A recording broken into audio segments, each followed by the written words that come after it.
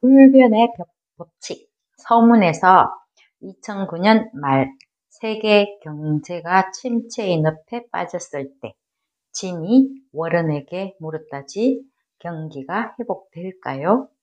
그때 워런의 말. 1962년에 가장 많이 팔린 초코바가 뭔지 알아요? 모르겠는데요. 스니커즈였어요. 그럼 현재 가장 많이 팔리고 있는 초코바는 뭘까요? 모르겠습니다. 스니커즈예요. 그리고 두 사람은 침묵. 대화는 끝났다는 것이야. 늘 변화하는 세상에서 절대 변하지 않는 것들에 관한 이야기를 하고 싶다는 저자의 말이야. 첫 번째, 23가지가 있는데 첫 번째, 아슬아슬한 세상이라는 것이야. 지나온 과거를 돌아보면 앞으로의 미래는 알 수 없다는 사실을 깨닫게 된다는 것. 학창 시절에 스코벨리 스키팀에 소속해서 활동했던 저자는 12명의 선수 중에서 2명의 친한 친구가 있었는데 2001년 2월 너무 많은 눈이 내려서 팀 훈련이 취소되고 친구들은 자유스키 주간으로 계획을 했다는 것. 그래서 2001년 2월 21일 아침에 평소처럼 스코벨리 스키팀 라크룸에서 만난 세 사람은 스키를 타러 가기로 했다는 것이지. 그런데 저자는 왠지 가기 싫었다는 거야. 그래서 친구들은 스키를 타러 올라가고 왠지 모르겠지만 스키를 타기 싫었던 나는 친구들이 도착할 외진 도로에 차를 몰고 가서 두 친구를 데려오기로 했다는 것이야. 산 위쪽에서 아래쪽까지 스키로 내려오는 데에는 1분 정도밖에 안 걸린다는 것이야. 약속 장소에서 친구를 만나지 못했고 30분을 더 기다렸다가 친구들이 먼저 도착해서 히치하이크로 돌아갔겠다고 생각했다는 것이지. 그런데 오후에 두 사람은 어디에도 보이지 않았고 결국 밤 10시경에 수색대를 편성했다는 것이야. 밤새도록 수색을 했고 다음날 둘은 눈사태로 1.8m의 눈 속에 묻혀 죽어 있었다는 것이지. 흔히들 미래를 알려면 먼저 과거를 보라고 말한다. 하지만 현실적인 관점에서 보면 과거를 보아도 미래는 알 수 없다는 것이야. 세상 모든 일은 예측 불가능한 방식으로 서로 영향을 주고받고 혼합되고 그 결과가 정폭되기 때문이라는 것. 그래서 두 가지를 늘 기억하라네. 특정한 사건이 아니라 사람들의 행동 패턴을 토대로 예측해야 한다는 것. 그리고 열린 상상력을 지녀야 한다는 것이야. 세상의 모든 사건은 나름의 후속 결과를 낳고 이것은 또 다시 각자의 방식으로 세상에 영향을 미친다는 것. 그리고 현재 상황을 뛰어넘는 다양한 가능성을 늘 고려하라는 것이야. 돈과 마찬가지로 사건도 복리 효과를 나타낸다는 것. 그리고 두 번째 사실은 보이지 않는 것. 리스크에 관한 이야기야. 사실 우리는 미래를 예측하는 능력은 뛰어나다는 것이야. 다만 뜻밖의 놀라운 일을 예측하지 못할 뿐이라는 것이지. 그리고 그것이 모든 것을 좌우하고는 한다는 것이야. 당신의 모든 시나리오를 남김없이 고려했다고 생각한 후에 그러고도 남는 것이 리스크라는 것이야. 호황 뒤에 불황이 온다는 것. 거의 경제 법칙에 가까운데 현실에 대한 우리의 관점과 지식이 제한적일 수 있다는 사실을 받아들이는 일이 중요하다는 것이야. 2001년 9월 11일 아침 뉴욕의 지역 뉴스에서 안녕하십니까 시청자 여러분 8시 현재 기온은 17도입니다. 등등 나오면서 정말 멋진 가을날이죠. 이렇게 했는데 그날 곧 바로 다가올 거대한 리스크를 아는 사람은 아무도 없었다는 것이지. 9.11 사태를 말해. 그래서 도움이 될 두 가지를 기억하라고 해. 캘리포니아 사람들이 지진을 대비하듯이 준비하라는 것이야. 언제고 반드시 일어날 것이라고 지진 설계를 하고 있다네. 그리고 구급대원이 항상 준비되어 있다고 해. 예측이 아니라 준비성에 투자하라는 것이야. 그러니까 개인 재정을 관리할 때도 너무 많다 싶은 액수가 적절한 액수라고 생각하라는 것이야. 부채 액수도 마찬가지. 당신이 감당할 수 있는 액수보다는 적을 가능성이 더 크다는 것이지. 그리고 세 번째, 기대치와 현실. 행복을 위한 제1원칙은 기대치를 낮추는 것이다. 세상을 움직이는 것은 탐욕이 아니라 시기심이라고 하네. 객관적 부라는 것은 존재하지 않는다는 것. 모든 것은 상대적이고 대개는 주변 사람들과 비교하기 마련이라는 것. 과거에 비해서 훨씬 나아진 상황에서도 불행한 사람들이 많은 것은 대체로 소셜미디어 문제라고 볼 수 있다고 하네. 그런데 좋은 면은 사실보다 더 좋게 꾸미고 나쁜 면은 꼭꼭 숨기는데도 사람들은 보이는 것만 비교한다는 것이야. 오늘날 경제는 세 가지를 만드는 데에 탁월하다고 하네. 첫째는 부, 그 다음에 부를 과시하는 태도, 세 번째는 타인의 부에 대해서 불타는 시기심이라고 해. 그래서 행복해지고 싶다면 기대치를 관리하는 일이 중요하다는 것이야. 누구랑 비교하지 말라는 것이겠지. 부와 행복은 당신이 가진 현실과 기대하는 기대치 두 가지 요소로 이루어지는데 기대치 게임이라는 것이지. 결국 사람들은 자기가 기대한 것보다 더 좋은 결과를 얻었을 때 만족과 성취감을 느낀다는 것이야. 그래서 기대치 부분이 중요하다는 것이지. 내 주변 사람과 비교하지 말고 지금 내가 주관적으로 내 기대치를 조절할 수 있다는 게 중요하다는 것이야. 그리고 네 번째, 인간. 그 알 수 없는 존재라고 말하네. 독특하고 훌륭한 특성을 가진 사람은 독특하지만 훌륭하지 않은 특성도 함께 가지고 있다는 것이야. 흔히 하는 말이 있지. 그는 인간도 아니야 라는 말. 경탄할 만한 뭔가를 이루었지만 사고방식과 행동이 평범한 사람과 다를 때 보통 하는 말이지. 미친놈이라는 소리를 듣는 일론 머스크. 천재인 동시에 끔찍한 상사였다는 스티브 잡스. 엄청난 성취를 이뤄내는 사람은 엄청난 실패를 가져올 수 있는 리스크를 감수하곤 한다는 것. 성공한 기업 또는 위대한 국가의 리더가 되는 사람은 대체로 단호하고 낙관적이고 노라는 답을 허용하지 않고 자신의 능력을 무조건 확신하는 사람들이라고 해. 그래서 보다 현명한 통찰력을 갖기를 바란다고 하네.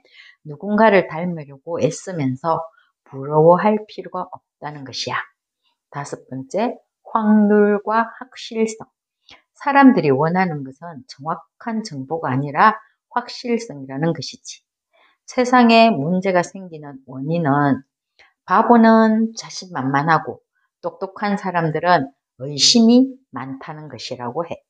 지금 세상은 모두 연결되어 있고 어느 시점에서든 적어도 한 가지는 재앙을 초래할 가능성이 있다는 것.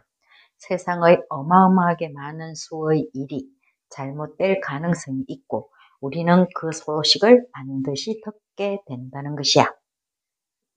확률과 큰 숫자를 제대로 이해하지 못하기 때문에 일상적이고 필연적인 리스크, 확률적으로 언제고 일어나게 되어 있는 리스크에 우리는 과도하게 민감해진다는 것이야.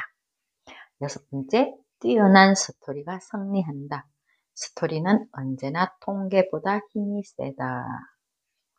당신이 옳은 답을 갖고 있으면서 뛰어난 스토리텔러라면 성공할 가능성은 거의 100%라고 말하네. 주제가 복잡할 때 스토리는 지렛대 역할을 한다는 것. 가장 설득력 있는 스토리는 사람들이 옳다고 믿고 싶어 하는 것을 말해주는 스토리라고 해. 또는 직접 경험한 스토리. 스토리는 다양한 사람들을 하나에 집중하게 한다는 것이지. 뛰어난 스토리는 숨겨진 수많은 기회를 끌어내기도 하고 7번째, 통계가 놓치는 것이 있다는 것이야.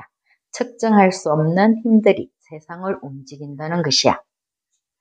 예를 들어서 베트남 전쟁.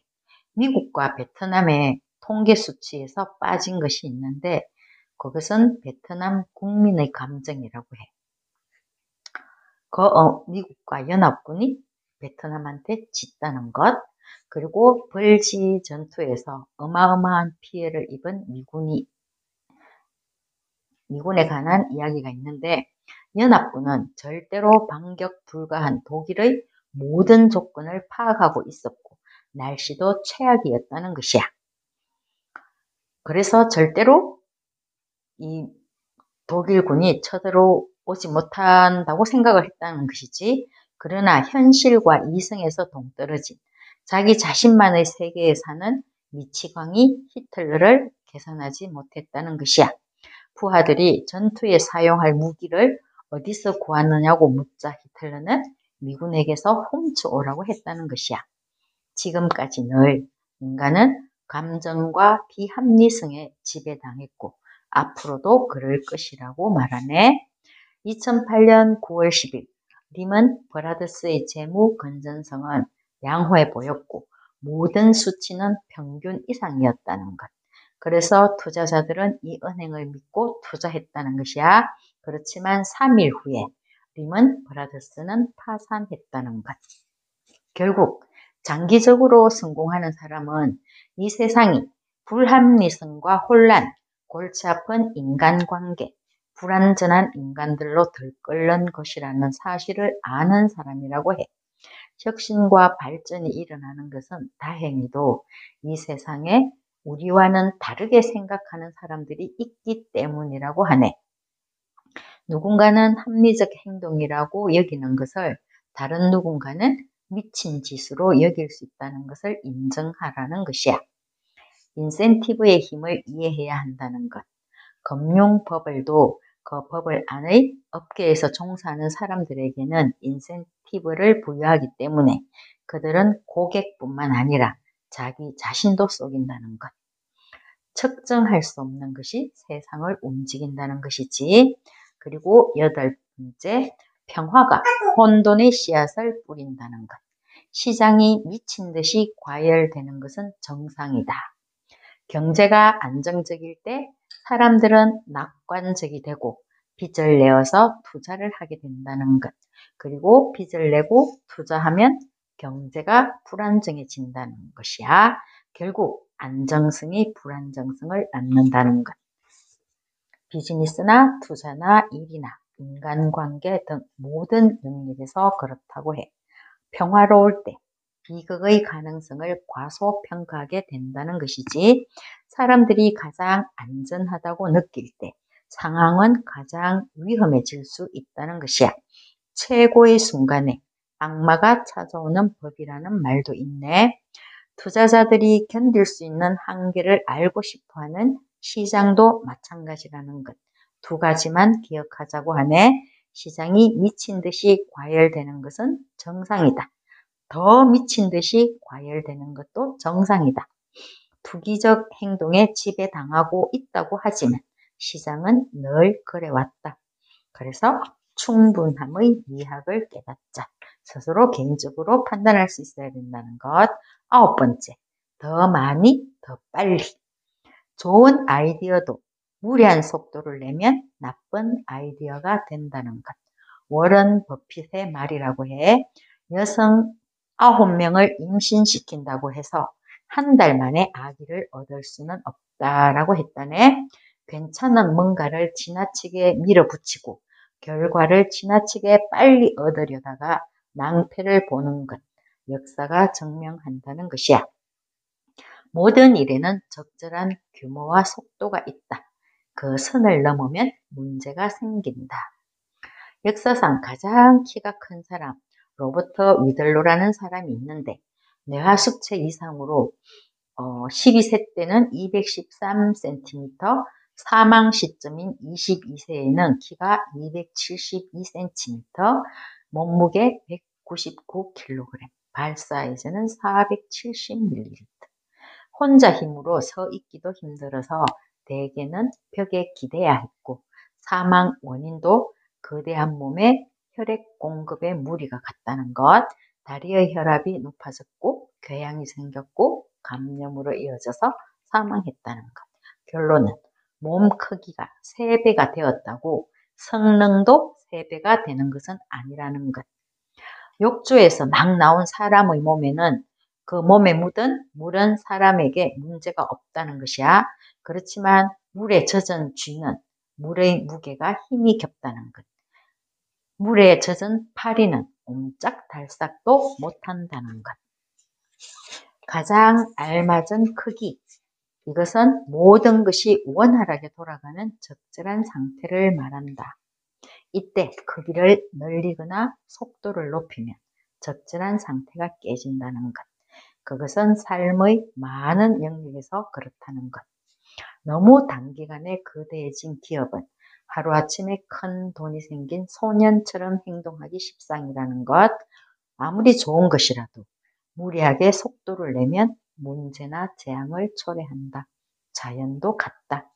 빨리 자라는 나무는 쉽게 썩으므로 어른 나무로 성장할 기회를 얻지 못한다는 것. 서두르면 망치는 법이다 라고 하네. 어린 물고기를 2그룹으로 나누었다고 해. 한 곳에는 비정상적으로 차가운 물에, 또 한 곳에는 비정상적으로 따뜻한 물에 넣고 키웠다는 것이지. 차가운 물 속의 물고기는 일반 물고기보다 더 느리게 자랐고 따뜻한 물 속의 물고기는 더 빨리 자랐다는 것. 그래서 또 얼마 후에 다시 정상적인 온도의 물에 넣으면 모두 정상적인 어른 물고기로 성장을 했다는 것이야. 그렇지만 차가운 물 속에서 자란 물고기는 평균 수명보다 30%를 더 오래 살았고 빨리 성장한 물고기는 15%더 빨리 죽더라는 것이야. 느린 성장은 관리 및 회복에 할당하는 에너지가 증가한다는 이유가 있다고 하네. 우리 인생의 가장 중요하고 가치 있는 2가지는 인내심과 희소성이라고 해. 인내심으로 성장을 지켜볼 수 있고 희소성이 있어야지 소중함을 느끼고 감사할 수 있다는 것이야. 더 빨리, 더 크게. 그것이 언제나 문제였고 앞으로도 그럴 것이다 라고 하네. 10번째, 마법이 일어나는 순간 고통은 평화와 달리 집중력을 발휘시킨다는 것. 똑같은 지적 능력을 가진 사람들이라도 어떤 상황에 놓여 있느냐에 따라서 잠재력 발휘 수준에 완전히 달라진다는 것. 필요 때문에 절박해져야 거대하고 신속한 변화가 일어난다는 것. 부가 넘치고 모든 것이 만족스러우면 인간은 가장 어리석게 행동하고 최악의 결정을 내리고 비생산적으로 행동한다는 것이야. 인생을 의미 있게 만드는 것은 목적의식, 목표, 치열한 싸움, 고군분투라고 해. 과거의 고통은 현재 우리가 누리는 좋은 것들을 낳은 토대이고 현재의 고통은 미래에 누릴 것들을 위한 기회의 씨앗이라고 해. 11번째, 비극은 순식간이고 기적은 오래 걸린다. 좋은 일은 작고 점진적인 변화가 쌓여서 일어나므로 시간이 걸린다. 나쁜 일은 갑작스러운 신뢰 상실이나 눈 깜짝할 새에 발생할 치명적 실수 탓에 일어난다는 것이지. 워런 버핏의 말을 이야기하네. 신뢰를 쌓는 데는 20년, 무너지는 데는 5분이면 족하다라고 해. 세상의 많은 일이 그렇다. 아주 중요한 변화는 작고 점진적인 변화가 쌓여서 일어난다는 것. 하지만 시간이 걸리기 때문에 우리는 그것을 간과하기 쉽다. 진주만 공습과 9.11 테러는 지난 100년간에 일어난 가장 큰 2가지 사건이라고 할 수 있다. 그러나 2 사건 모두 시작에서 종료까지 1시간 정도밖에 걸리지 않았다는 것. 12번째, 사소한 것과 거대한 결과. 작은 것이 쌓여서 엄청난 것을 만든다. 그러나 대부분의 재앙은 일련의 작은 리스크가 쌓이고 정폭되어서 거대한 뭔가로 변할 때 일어난다. 각각은 별것 아니라고 무시하기 쉽다. 성공이나 성취도 마찬가지다. 작고 하찮은 것들이 쌓여서 특별한 것으로 변할 때 일어난다. 늘 그래왔다. 13번째 희망 그리고 절망. 발전을 위해서는 낙관주의와 비관주의가 공존해야 한다.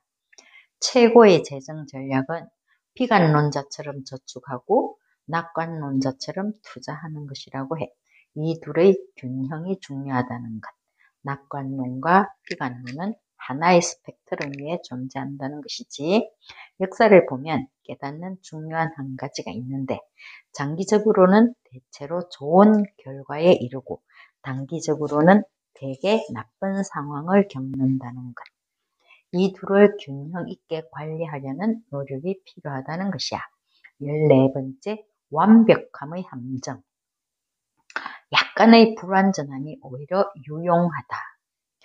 완벽해지려는 시도 뒤에는 단점이 있다. 우리는 이것을 간과하기 쉽다. 많은 사람이 시간을 효율적으로 사용하려고 애를 쓰지만 시간 낭비가 현명할 수 있다. 많은 사람들이 많은 일에서 생각할 시간이 중요하다는 것. 혼자서 빈둥거리며 보내는 시간이 필요하다는 것이지 많은 사람들이 지나친 자신감에 쉽게 젖어서 실수와 사고와 호황과 불황이 늘 일어날 것이다 라고 해. 예측을 적당한 수준으로 유지하면 시간과 자원을 다른 곳에 더 효율적으로 쓸 수 있다는 것. 더 완벽해지려고 할수록 여러 면에서 더 취약해짐을 잊지 말자고 해. 15번째, 모든 여정은 원래 힘들다. 목표로 삼을 가치가 있는 것에는 고통이 따른다는 것. 중요한 것은 고통을 개의치 않는 마인드라는 것이야. 인생에 꼭 필요한 능력이 있는데 고통을 피해갈 쉬운 해결책이나 지름길을 찾기보다는 필요할 때에 고통을 참아내는 능력이라고 하네. 원하는 것을 얻는 가장 확실한 방법은 그것을 누릴 자격을 갖춘 사람이 되는 것이라고 해. 힘든 길이 옳은 길이다. 모든 것에는 비용이 따르기 때문이다. 어떤 일에든 싫은 측면은 있기 마련이고 그게 현실이라는 것. 목표로 삼을 가치가 있는 것 중에 공짜는 없다. 일정 수준의 비효율성은 불가피할 뿐만 아니라 바람직하기도 하다는 사실을 알아야 한다. 프랭클린 루스벨트 대통령은 하반신이 마비된 상황이기 때문에 화장실에 갈 때도 보좌관의 도움이 필요했다고 하지. 이 루스벨트 대통령이 한 말이야. 당신이 다리를 쓸 수 없는 상황이라면 오렌지 주스를 먹고 싶지만 사람들이 우유를 가져왔을 때 괜찮습니다 라고 말하고 우유를 마실 줄 알아야 한다 라고 하네. 결국 불편한 것 참을 수 있어야 한다는 것이지 장기적 성공과 발전의 연료가 되는 것은 인내심이다. 고통이 없으면 수익도 없다. 16번째, 계속 달려라. 경쟁 우위는 결국 사라진다. 생물체의 몸 크기는 투자의 레버리지와 비슷하다. 이익을 증가시키지만 손실도 증가시킨다는 것. 개미는 자신의 키보다 1만 5천 배 높은 곳에서 떨어져도 죽지 않는다. 쥐는 자신의 키보다 50배 높은 곳에서 떨어지면 뼈가 부러진다. 인간은 10배 높은 곳에서 떨어지면 죽는다. 코끼리는 자신의 키보다 2배 높은 곳에서 떨어지면 아마도 물풍선처럼 터져버릴 것이다. 경쟁 우위에 있는 더 어려운 것은 그것을 잃지 않는다는 것. 성공은 고유의 중력을 갖고 있어서 세상의 관심과 기대치, 때로는 시기와 비판을 끌어당긴다. 문제는 성공 후회가 문제라는 것. 연이은 성공은 자만심을 불러오고 자만심은 성공의 끝을 알리는 신호라고 해. 성공하고 규모가 커지면 상황이 달라진다는 것.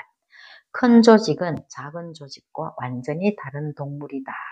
그런데 사람들은 하던 대로 한다는 것이지. 이제는 쉴 자격이 있다고 경계심을 내려놓는 사이에 다른 변화의 세상이 온다는 것이야. 한 시대의 중요한 기술이 다음 시대에는 그렇지 않을 수 있다는 것. 때로는 성공은 마침 그 시기에, 마침 그 자리에 있었던 덕분에 찾아온다. 겸손하라는 것이야. 제자리를 지키기 위해서도 계속 달려야 한다. 두 가지를 기억하라. 한 시대를 지배하는 무언가가 사라져도 놀라지 말고 계속 달려라. 17번째, 미래의 경이로움에 대해서. 발전은 늘 지지부진한 것 같아서 과소평가하기 쉽다. 모든 혁신은 예측하기 힘들고 동시에 과소평가하기 쉽다. 그러나 사소해 보이는 두 가지가 결합해서 엄청난 무엇인가로 정복할 수 있음을 잊지 말아라. 18번째, 보기보다 힘들고 보이는 것만큼 즐겁지는 않다. 거짓말이라는 비료를 준 땅의 풀이 언제나 더 푸르다고 하네. 모든 것은 세일즈다. 사람들은 자기 자신의 인지를 공을 들여서 만든다는 것이지 거의 모든 것은 멀리서 보면 더 좋아 보인다. 사람들은 정상처럼 보이는 겉모습으로 내면의 고통을 덮은 채 온갖 문제를 숨길 수 있다. 누구나 이런저런 문제와 힘겹게 싸우고 있다. 당신 자신에게 그리고 다른 사람에게도 더 너그러워졌으면 좋겠다라고 하네. 19번째, 인센티브. 세상에서 가장 강력한 힘이라고 해. 인센티브는 때로 정신 나간 행동을 하게 만든다. 사람은 거의 모든 것을 정당화하고 변호할 수 있다. 거짓말을 듣고 싶은 사람에게 거짓말을 하면 큰 돈을 벌 수 있고, 진실을 듣고 싶은 사람에게 진실을 말해주면 밥은 먹고 살 수 있는데, 거짓말을 듣고 싶은 사람에게 진실을 말해주면 깡통을 차게 된다라는 말이 있네. 상대방을 설득하고 싶다면 이성이 아니라 이익에 호소하라고 해. 인센티브의 또 다른 힘. 자신이 듣고 싶은 것만 듣고 보고 싶은 것만 보려는 욕구라는 것이지. 인센티브는 객관성을 방해한다. 평범하고 성실한 사람도 인센티브 때문에 비상식적인 행동을 할 수 있다. 그런데도 우리는 정상 궤도를 벗어날 가능성을 항상 과소평가한다는 것이다. 20번째, 겪어봐야 한다. 직접 경험하는 것만큼 설득력이 센 것은 없다. 요컨대 모든 상황은 당신이 생각한 것보다는 훨씬 더 복잡하다. 겪어봐야 한다. 21번째, 멀리 보는 것에 관하여. 세상 무엇도 우리는 갈라놓지 못해요. 우리는 앞으로 10년 동안도 여전히 부부일 거예요. 이혼 소송을 제기하기 5일 전에 엘리자베스 테일러가 한 말이라고 하네. 장거리 달리기는 당신이 견뎌야 하는 단거리 달리기들의 집합이라는 것. 때로 고집은 인내심이라는 가면을 쓴다. 계속 변하는 세상에서 수정도 필요하다는 것이야. 장기전에는 시간 자체보다 유연성이 더 중요하다. 지식에도 소멸성과 영속성이 있다. 대체로 영속성이 있는 지식은 책 속에 묻혀 있고 유효기간이 없고 축적될수록 그 가치를 발휘한다. 22번째, 복잡함과 단순함. 필요 이상으로 복잡해서 좋을 것은 없다. 진실은 단순하다. 사람들은 복잡한 것이 더 가치가 있다고 생각한다. 더 있어 보인다고 생각하지. 그래서 재정에 대해서 봐. 재정은 버는 것보다 적게 쓰고 차액은 저축하고 인내심으로 돈을 관리한다는 것이 90% 이상을 차지한다는 것이야. 그렇지만 복잡한 개념으로 주제를 가지고 말이 많지? 이런 것들을 무시하라는 것은 아니고 단지 이해하기 쉽게 단순화하는 접근법이 유용하다는 것이지. 23번째, 상처는 아물지만 흉터는 남는다는 것. 인간은 고난을 겪은 후에 새로운 현실에 적응하고 회복하지만 흉터나 리스크나 보상, 기회, 목표에 대한 우리의 관점을 영영 바꾸어 놓는다. 세상의 모든 것을 관찰하고 측정할 수 있지만 사람들의 기분, 두려움, 희망, 원망, 목표, 동기, 기대는 그럴 수가 없다. 부분적으로는 바로 그것 때문에, 그 이유 때문에 역사 속에서 이해할 수 없는 일들이 끊임없이 일어났고, 그리고 앞으로도 끊임없이 일어날 것이라는 것. 의견 충돌은 사람들이 가진 지식이 아니라 경험과 더 크게 관련이 되어 있다. 그리고 사람들의 경험은 언제나 다르기 마련이므로 의견 충돌은 계속 일어날 수밖에 없다는 것. 과거도 그랬고 앞으로도 그럴 것이다. 늘 변함없이. 지금껏 늘 옳았던 것은 무엇인지, 시간이 흘러도 변하지 않는 것은 무엇인지 스스로 질문을 해보라고 하네. 주변의 모든 것과 관련하여서 여기까지